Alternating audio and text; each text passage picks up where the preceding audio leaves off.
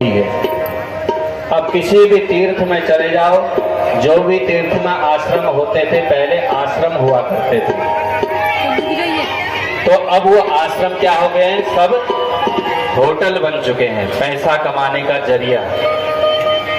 सरस्वती, अब जो विद्या, पहले विद्या होती थी, 4 प्रकार की विद्या होती थी। गुरुकुल में जब बच्चे पढ़ते थे तो चारों प्रकार की विद्याएं उनको सिखाई जाती थी। कौन कौन सी?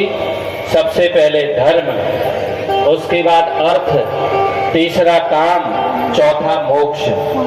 ये 4 प्रकार की विद्याएं। आजकल जो है कैसे नौकरी लगे, कैसे धन कमाया जाता है, कैसे अर्थ कमाया जाता है, पैसा कमाया जाता है, कैसे पैसे से मनुष्य जो है मोक्ष को प्राप्त, काम की उस धन के द्वारा अपने कामनाओं को पूर्ण करता था, और कैसे अंत तो गत्वा उसी धन के द्वारा, उसी विद्या के द्वारा।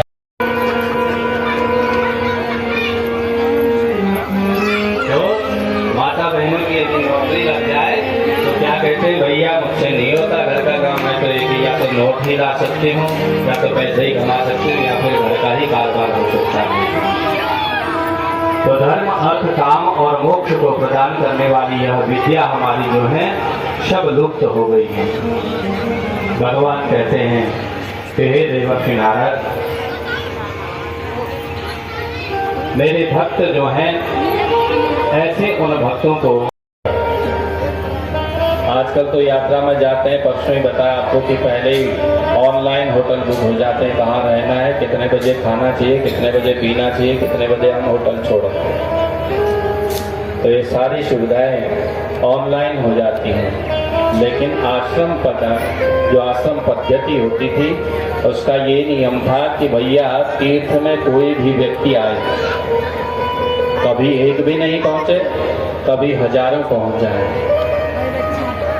आश्रित रहने वाला भैया, जहां पर रात हो गई वहीं पर उसको यात्रा करते करते जो है विश्राम करते थे। मिल गया तो खा लिया, नहीं मिला तो कोई बात नहीं।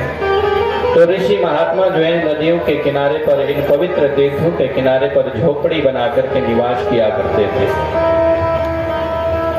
और कंद मूल आदि फलों को खा करके अपने जीवन को जिया करते थे, भजन किया करते थे, पापों को काटा करते थे भजन के माध्यम से। तो आज यह सारा सार जो है, तीर्थों का सार समाप्त हो गया है, क्योंकि कलयुग की आयु, भगवान नारायण ने इन तीनों से कहा था कि भैया जब आगे आने वाला कलिकाल होगा, उस कलिकाल में केवल 5000 वर्ष तक ही तुम्हारा महत्व होगा, तब तक ही तुम जो है मनुष्यों के पापों से लिप्त रहोगी। अब माँ गंगा कहती हैं कि प्रभु, जब इतने पापी लोग हमें स्नान करने आएंगे, मुझ में स्नान करेंगे, तो मैं तो वैसे ही श्राप के कारण आया हूँ, कहाँ है जाना, यह भी ना मैं जान सका, यह भी ना मैं जान सका। तू है अगम गोचर मैया, तू है अगम गोचर मैया, कहो कैसे लख पाऊं मैं